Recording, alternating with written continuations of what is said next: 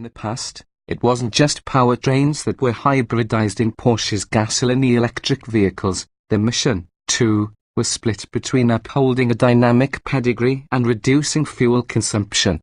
But the 918 Spider hypercar marked a shift in philosophy. Porsche now says hybridization means making kick-ass cars kick more ass, treating the fuel economy and emissions benefits of electrification as subordinate to boosting performance. Those other things remain important for regulatory and marketing reasons, of course. The new Panamera 4 hybrid certainly generates numbers that support the new focus. Compared with the previous Panamera hybrid, total system horsepower is up to 462 from 416, total torque has increased to 516 lb-ft from 435 lb-ft, and Porsche claims the new version is 0.8 seconds quicker to 60 miles per hour, all the more impressive considering it weighs another 700 pounds more than the 330 horsepower non-hybrid Panamera 4. Credit upgrades to the driveline and electric components of the powertrain. An 8-speed force dual-clutch transmission takes the place of an 8-speed torque converter automatic, bringing with it whip-crack shift speeds. With a 4 in its name, the Panamera 4 hybrid now has standard all-wheel drive, whereas the previous S hybrid was rear drive only. The new car also will be offered as a long-wheelbase executive model. No matter the length, the hybrid is equipped with a 14.1 kWh battery pack offering 50% more capacity than before, as well as a stronger electric motor generator, still sandwiched between the engine and the transmission, making 136 horsepower and 295 lb-ft of torque against the old one's 95 and 229. Charge time for the batteries can be as quick as 2.5 hours using the optional 7.2 kilowatts onboard charger and a 240-volt, 40-amp power source. The internal combustion engine remains a V6 of roughly identical output, but it's a new, twin-turbo 2.9-litre design rather than the former supercharged 3.0-litre. Transparent transport. On the road, the Panamera's powertrain systems are well integrated in the hybrid auto mode, with the transition from solely electric power to hybrid operation and back being practically invisible. The car can be cycled through additional modes: e-Power, e-Hold, e-Charge, Sport, and Sport Plus. In e-Power, the Panamera hybrid is capable, Porsche says, of covering up to 31 miles on electricity alone, and it delivers a torquey and mostly serene driving experience, save for some electric motor whine and an occasional and oddly robust vibration through the floor. The source of this thrum remains unconfirmed even after discussions with multiple Porsche engineers, but we suspect some sort of cooling equipment, as it occurred most often after bouts of hard driving under acceleration. Sport and Sport Plus modes are intended to maximize combined hybrid performance. The former keeps battery charge at a steady level to ensure there's electric thrust when you want it, while Sport Plus actively works to recharge the batteries using the engine to make sure there's even more thrust when you want it. We can confirm that these modes execute these tasks as advertised, but they otherwise didn't seem to significantly alter the character of the car beyond firming up the suspension to various degrees. Whatever the mode, the hybrid offers what you'd expect from a large Porsche sedan: disciplined body control, the ability to soak up hundreds of high-speed miles, and a well-sorted ride from its standard air-spring suspension.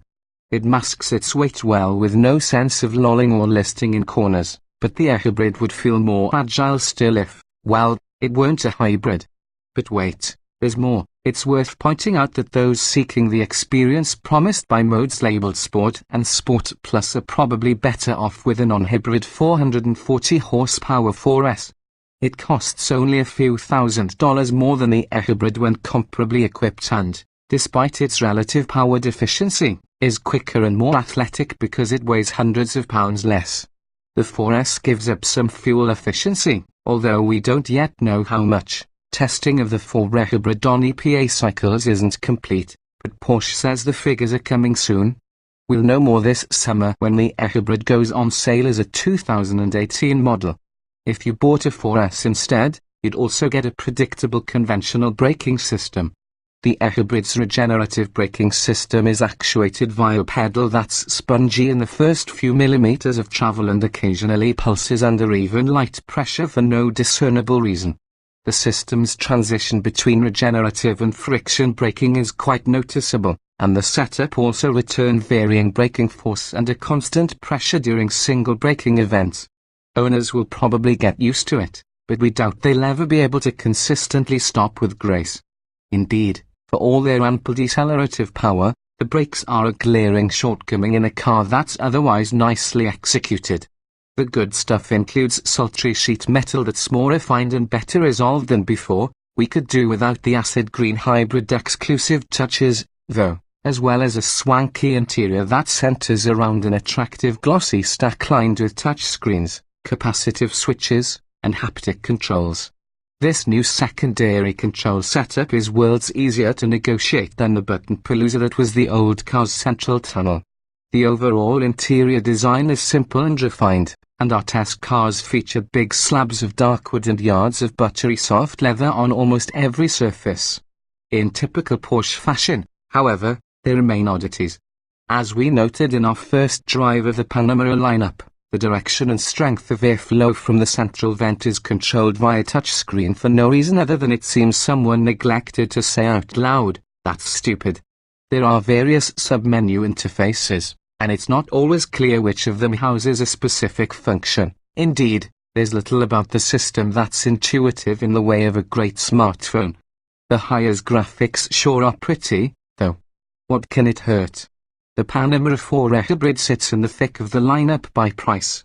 For roughly $5,500 more than the 330 horsepower Panamera 4, taking into account the hybrid's additional standard equipment, including the Sport Chrono package and adjustable air suspension, it's quicker.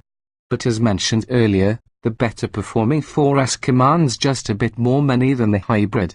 So why is Porsche building the hybrid at all, when its main advantage involves a such unannounced fuel economy numbers that buyers in this price bracket probably don't give two rips about? It doesn't hurt to have this car for Europe, where government emissions targets, infrastructure subsidies for public charging, and aggressive tax incentives for purchasers have fostered an aggressive rollout of plug-in hybrids across all market segments. In addition, performance hybrid programs such as this one likely provide fertile educational ground for the development of an eventual plug-in hybrid 911. That's a pluggable Porsche we're eager to hear more about, because while this Panamera is quick, capable, and comfortable, it doesn't raise the pulse quite like we expected 911 to.